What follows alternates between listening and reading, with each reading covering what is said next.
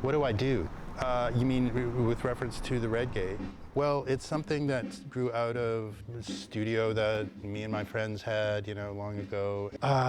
Once somebody asked me, well, what is this place? And just without thinking, I said it was a cultural wildlife refuge. And so that meant I'm the game warden.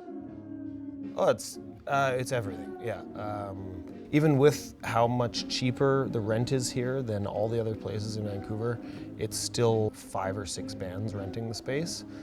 But I've called that place my happy place because I can rock out here, and that's important to me. I can make as much noise as I want, experiment, get 4 or 5 of us in there, have a full band, and just create.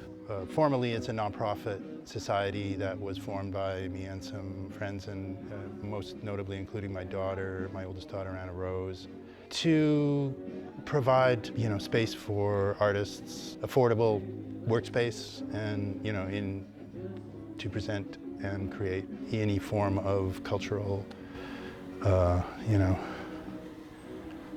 enterprise. It's something that's easy to take for granted, I think. The amount of work that goes into keeping it alive, for sure. For me, what it means is like a kind of freedom. Without places where you can actually kind of make a mess and kind of invent things, make it up as you go along, right? Without those spaces where you are going to spend 5 or 10 years honing your craft, then there's nothing to present, right? And so that's what we're really losing in Vancouver. I think originally we could have an event like once every 2 months or so, and we would pay the rent, right? And it was like $500 a month for a whole floor of a warehouse, and you could just do whatever you wanted, right?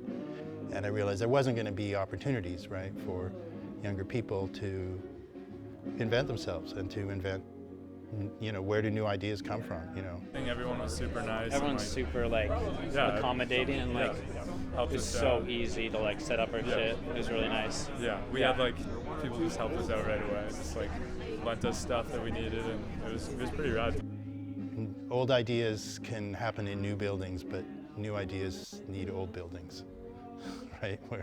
Where you can afford it, right? Where it's like, if you're an artist of any age and you're really doing something new, you're not going to have any reward for that immediately. It's going to take a while for the people to catch on, right? If you're actually doing something new.